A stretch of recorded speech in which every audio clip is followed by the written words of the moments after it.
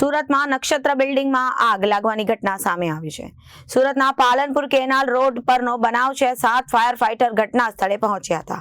ફાયરની ટીમે આગ પર કાબુ મેળવવા પાણીનો મારો ચલાવ્યો હતો અને પ્રથમ લિફ્ટમાં આગ લાગી હતી અને આગ ધીમે ધીમે ઉપર સુધી પ્રસરી ગઈ હતી।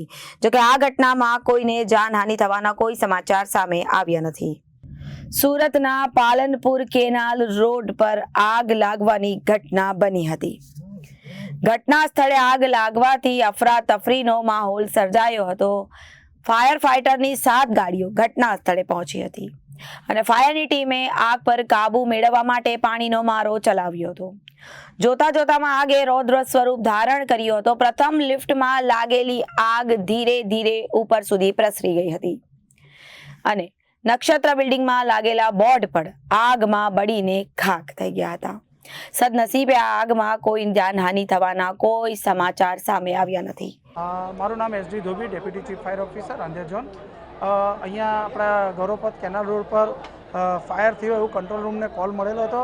કંટ્રોલ રૂમે તાકીદે અડાજણ ફાયર સ્ટેશન, મોરાબાગ અને પાલનપુરની ટીમને ઘટના સ્થળે રવાના કરેલી હતી અને આગનો ધુમાડો વધુ પ્રમાણમાં દેખાતો હોય ઘટના સ્થળે પહોંચેલા અધિકારી Thakor saheb, divisional officer, deputy chief fire officer Shri Hedav saheb અને હું અમે જે ઘટના સ્થળે પહોંચીને તાકીદે TTL ગાડીઓ, વોટર બાઉઝરને મંગાવી લીધેલા હતા અને પ્રત્યેક હોસ્પિટલ, રૂમ, દુકાનો બધી ચેક કરી છે।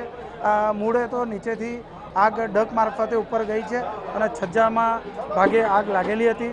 નીચે જે વાહનો, ગાડીઓ ઊભી હતી એ આગના ચપેટમાં આવી ગઈ છે।